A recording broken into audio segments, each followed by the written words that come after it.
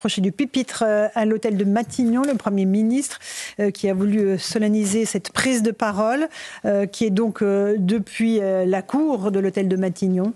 Gabriel Attal, Premier ministre, qui prend la parole ce soir sur CNews et sur Europe. Mes chers compatriotes, vous venez de vous exprimer massivement par votre vote. Je veux remercier tous les élus locaux, les présidents et assesseurs, les agents municipaux dans tous les bureaux de vote pour leur mobilisation. La démocratie, c'est eux, et nous leur devons tant. Je veux aussi remercier plus particulièrement nos candidats, ceux d'Ensemble pour la République, dont plus de 300 sont qualifiés pour le second tour. Je remercie tous les Français qui nous ont fait confiance dès ce premier tour. Nos candidats portent en eux la flamme et l'énergie de ceux qui se battent, peu importe les vents contraires, peu importe les circonstances, dans un objectif et un seul: faire gagner nos valeurs et faire gagner la France, motivés par un attachement viscéral à la République, une détermination absolue à conjurer les inégalités de destin et un engagement total pour faire avancer notre pays.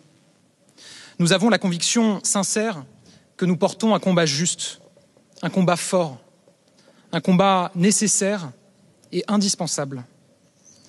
Mais ce soir n'est pas un soir comme les autres. Vous me connaissez, je n'irai pas par 4 chemins. La leçon de ce soir, c'est que l'extrême droite est aux portes du pouvoir. Jamais dans notre démocratie, l'Assemblée nationale n'a risqué, comme ce soir, d'être dominée par l'extrême droite. Et donc, notre objectif est clair: empêcher le Rassemblement national d'avoir une majorité absolue au second tour, de dominer l'Assemblée nationale et donc de gouverner le pays avec le projet funeste qui est le sien. Je le dis avec la force que l'instant appelle à chacun de nos électeurs. Pas une voix ne doit aller au Rassemblement national. Dans de pareilles circonstances, la France mérite que l'on n'hésite pas. Jamais. Si nous voulons être à la hauteur du destin français, il est de notre devoir moral de tout faire pour empêcher le pire d'advenir. Mon histoire personnelle, tout autant que mon parcours politique, me conduisent aujourd'hui et devant vous à me dresser de toutes mes forces contre le projet funeste de l'extrême droite. Elle réduirait nos valeurs à néant, affaiblirait considérablement notre pays et ne ferait qu'ajouter du malheur au malheur pour nos concitoyens qui souffrent. Dans plusieurs centaines de circonscriptions, nos candidats Ensemble pour la République seront présents au second tour et constitueront donc le meilleur choix pour éviter que le Rassemblement national ne dispose d'une majorité absolue. Dans d'autres circonscriptions, et je l'assume car nous avons fait ce choix dès le premier tour dans plus de 60 d'entre elles, cela passera par le désistement de nos candidats, dont le maintien en 3e position aurait fait élire un député Rassemblement national face à un autre candidat qui défend comme nous les valeurs de la République. Je veux avoir une pensée pour ces candidats qui seront amenés à se désister, parce qu'ils ont mené une rude bataille avec leurs équipes. C'est un choix important, c'est un choix lourd, parce que c'est le choix de la responsabilité et, je le crois profondément, le choix de l'honneur. Chacun l'a compris ce soir, le nouveau Front populaire n'aura pas de majorité absolue. Nous avons dit tout au long de cette campagne que la présence en son sein d'une France insoumise, largement rejetée par les Français, l'empêchait d'être une alternative crédible pour gouverner. Alors la situation est claire.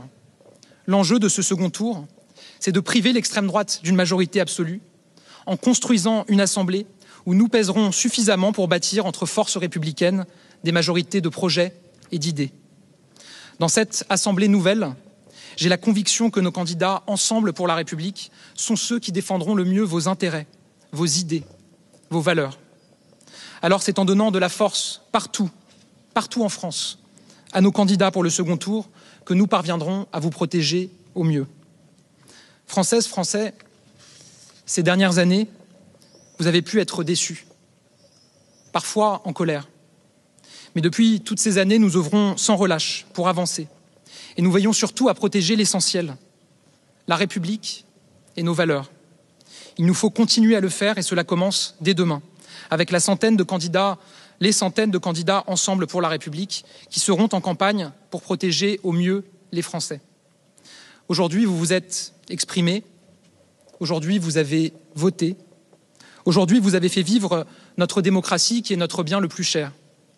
Cette semaine, nous allons continuer à nous battre, tous ensemble, unir nos forces, résister, avancer, voter ensemble pour la République et voter pour les candidats qui défendent la République. Je vous remercie. Voilà donc pour l'allocution de Gabriel Attal, le Premier ministre qui appelle à se dresser contre l'extrême droite et qui prévient que l'extrême droite est aux portes du pouvoir.